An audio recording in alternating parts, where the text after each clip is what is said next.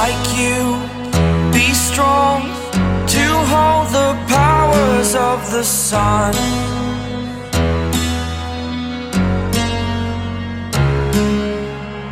To dream, believe in strength. Now I'm the only one, only one.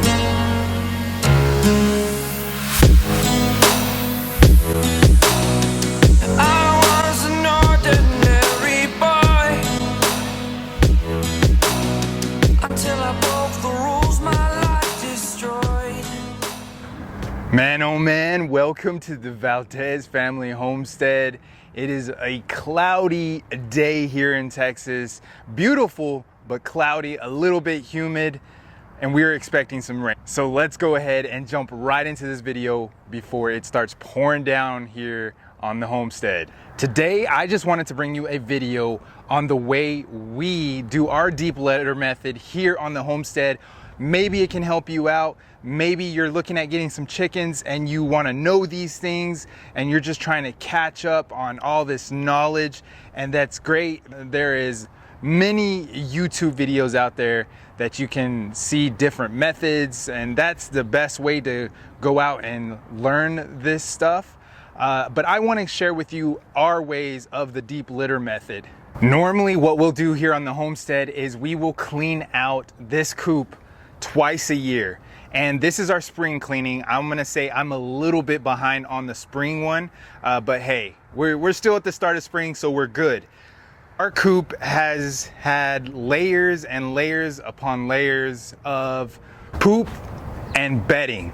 So you wanna keep an even ratio. You don't wanna get too much of the other, because if you don't put enough bedding, you'll have a soggy, nasty living space for your chickens. And you don't want that. Not only is it bad for your chickens, you're not gonna be wanting to go collect eggs in that coop because it's gonna have a horrendous smell. Also, you do not wanna put too much bedding, because if you do that and you're wanting to use this for compost, you're going to uneven it out, and the breakdown process of turning this into compost is going to take much longer. So you want an even layer of chicken poop and an even layer of whatever type of bedding you're using. Getting to bedding.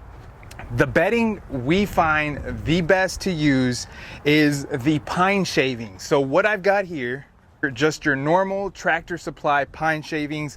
We use the flakes. Now, with experience on this, I will tell you, the smaller the bedding, the easier it'll break down. So we just like to use flakes because you're not dealing with so much dust. But if you use the fine pine shavings, it is also going to break down much quicker for your compost. If I were going to tell you the best way to do this, especially if you're going to be using this for compost, would be to go with the fine shavings. Those will break down much quicker, and you'll be able to redistribute that to your garden at a much faster pace. We use straw sometimes, and the reason I say sometimes is because if it is not necessary for the weather that year, I will not use. The reason I will not use is because it takes much longer to break down and to turn into compost. But the upsides of that is one of the most top beddings for your chickens. They love it. It keeps them warmer, in my opinion. I didn't do research on any of this, so I can't tell you any of the research behind it.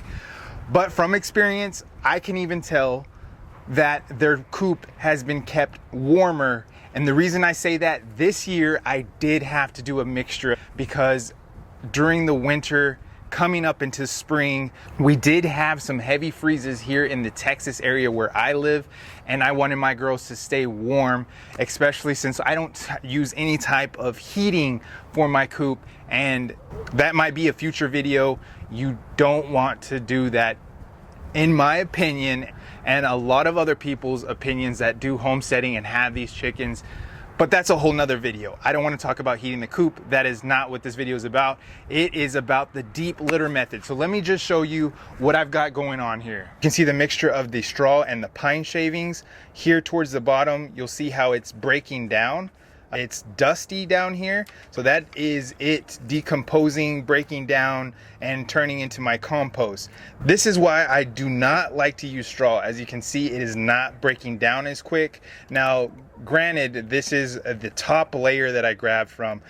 If I grab some of this litter mixed with their poop from the bottom, it's gonna be more broken down.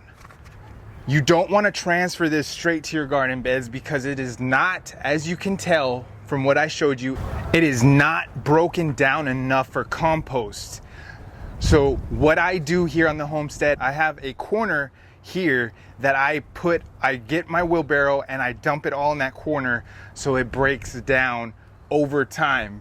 If you try to use this directly into your garden beds for compost, that is not going to be a good thing. You're going to burn whatever you're trying to grow or whatever you're trying to do in your garden beds, especially since there is fresh poop still inside this. So you want to have a corner readily available on your homestead, in your backyard, wherever you're doing, where you can put a pile of this bedding with the poop so it'll break down and turn into compost over time, and then you have a natural compost. Everything should be used here on the homestead. There is a use for everything. Nothing should be thrown away. Everything has its use. Everything has its purpose. So let's go ahead. I'm gonna go get the wheelbarrow and we're gonna start clearing this out.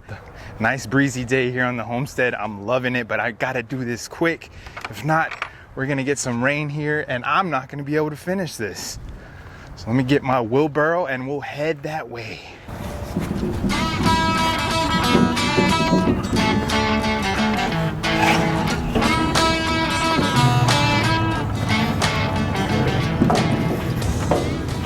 Now, I will tell you one thing that I wish I would have built onto this coop, some type of door where I can just easily scoop out all this bedding from the bottom here. It makes it a little bit harder. I have to jump in there. So I kind of wish I had built something onto this coop where I could easily, now you'll see a lot of homesteaders have that with their coop, and I highly suggest that if you're building your own coop or even if you're purchasing a coop, I believe some of them have the little slide out trays that is easily accessible and to clean.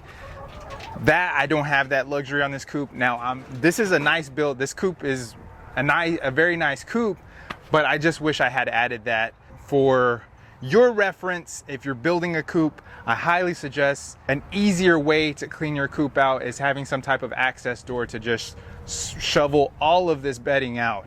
Now, before I jump in here and start getting this coop cleaned out, I just wanted to show you some of the other things I use for my deep litter method, or just in general to when I'm doing a deep clean on my chicken coop in the spring and then another time. So that is another thing. I'll do it in the springtime and then we'll hit this coop up another time in the fall, almost getting to winter. So that's twice a year. There's my twice a year that we clean out this coop. It completely depends on you, but I have found that is the best times of the year to get your coop clean. Springtime, you have it clean all through spring. Coming up into summer, the chickens have a nice clean coop. And then getting into fall, you can go through a little of the first part of fall, and then when we're getting towards the middle or closer to the end, I like to do a cleaning then, so they have a nice clean coop during the winter time, and then bringing us back up to springtime. So what I like to use in my coop, and not only in my coop but in my chicken run, around the run, is First Saturday Lime. This is a 20-pound bag. It is much more cost effective to purchase this size of bag. They have 5-pound bags, but if you do the math on it, it just gets more pricey. So First Saturday Lime, it'll keep away all of those unwanted pests, the lice, the mites, the ants. We have a huge ant problem here. This helps out a bunch here on the homestead. And then just spreading it around their coop, especially in the summertime when those pests are even worse. So we spread this everywhere. Oh, wind just caught the door back there. So we spread this everywhere around the chicken coop and around their run. It helps keep those pests to a minimum. So when we're doing this deep clean, I like to spread a ton of it around the coop. another thing that I have mentioned, if you have not seen my dust bath tutorial video, what I use for my dust bath, all of these things that I'm showing you, I also use in their dust bath, because it's safe for pets, it's safe for your pets to be around it. Of course, if you're using this for your chickens, you want everything to be safe. All this is pet friendly, so even if you have dogs and they go around this stuff, they're gonna be okay. The other thing I like to use is sulfur. Now, it's in particular type of sulfur powder. You gotta be careful, some sulfurs are bad for your pets. This one is specifically for my chickens. I use it in their dust bath, and I will sprinkle a little bit of this when I'm cleaning their coop. It's very pricey, it's very hard to find. I have had a lot of people reach out to me via comments, via emails, asking me, hey, where can I pick this up? It's select times where it's available on Amazon. The company that provides this only sells it through Amazon, and most of the time it's sold out. So I apologize, but this is what I use. I try to make it last for a very long time. Like I said, not only is it pricey, but it's very hard to come across. This helps with the mites as well. This is a huge deterrent for those mites, the sulfur powder, and some other pests as well. So I like to use that. One other thing I highly recommend, especially if you're gonna get in your coop and get down and dirty, there's gonna be a lot of dust flying around. Some sort of mask. I like to wear these same masks that I use when I'm doing any woodworking or anything, so the dust doesn't go into my lungs. But that is completely up to you. You can also use a t-shirt if you have a bandana, just something to cover your face, because trust me, it'll get to you, especially if your allergies are up. You wanna have some sort of face covering. All right, let's get down and dirty.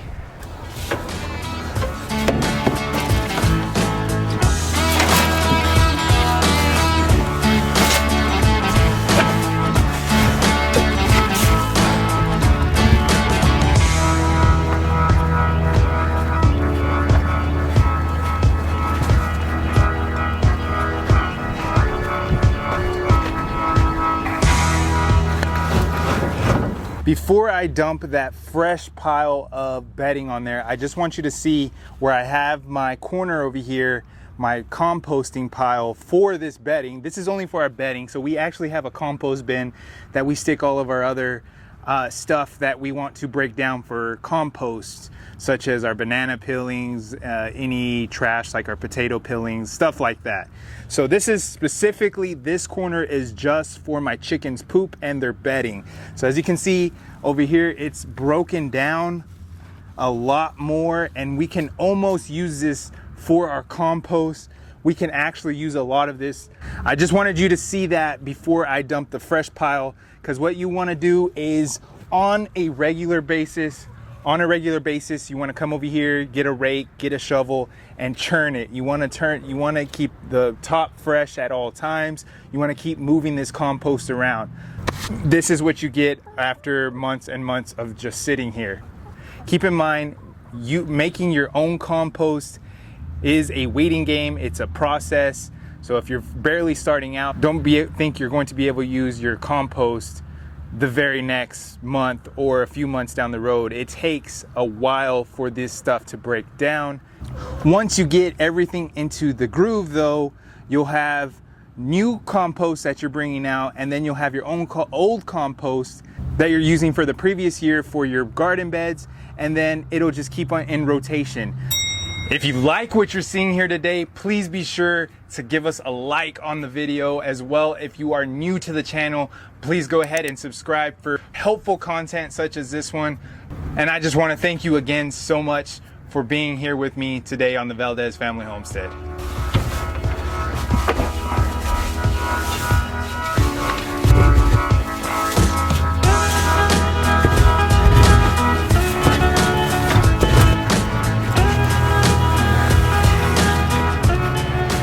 After a long cleaning process, this is what we've got here. We've got a pretty much cleaned out coop. Now, as you can see, this layer right here, you don't want to get all of it if you don't have to. This layer right here, I can lift it up if I wanted to. It's kind of crusted to the ground there. Those are microorganisms that you're going to want to leave in there. They're going to help start to break down the new layer that we're going to be sticking in here On the bottom, I'm gonna get my first Saturday lime, my sulfur, and I'm gonna get a mixture of those, and I'm gonna spread a layer of that on the bottom of my bedding. Then, once we get a layer of bedding on there, you're going to come back with the first Saturday lime and that sulfur and spread another layer on top. If you're going to do this deep litter method, you want layers. So think of a lasagna. You start with the sauce on the bottom. So that's going to be our first Saturday lime and our sulfur. And then you put your noodles on top. So that is going to be the bedding. And then on top again, you just repeat your meat and your sauce. We're putting our first Saturday lime and our sulfur. And then you just want to continue that layer over time. As you see that it starts to get a little bit more dirty, you're going to come back, you're going to spread some of the first Saturday lime, and then you're going to spread some of the sulfur. Then you'll come back and put some bedding and then some first Saturday lime and the sulfur. And so it's just a continuous process until you get to the very end of that process, which is your deep cleaning, what we are doing now. So let's go ahead and start that, and let's finish this video out.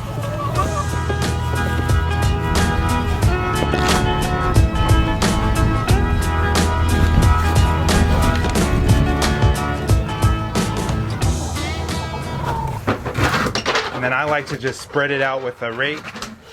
Get it nice and spread out in here.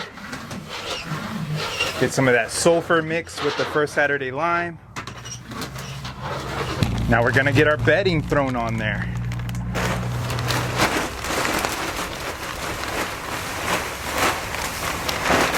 So you wanna work your way up and see how much bedding you're gonna use. You don't wanna put too much, because when you start adding your layers, before you get to the end of your process, before you do the deep cleaning on here, your layers are going to be stacked up so high. So you just want to be careful on how much bedding you're putting in there, because you're going to continually add layers as time goes on.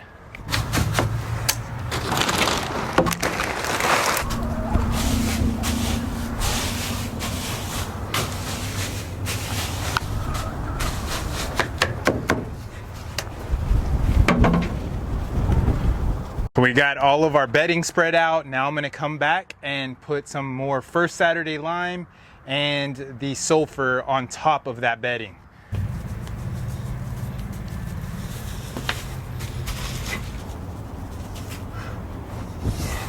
We've got fresh new bedding in here for them with the first Saturday lime on top and then the sulfur.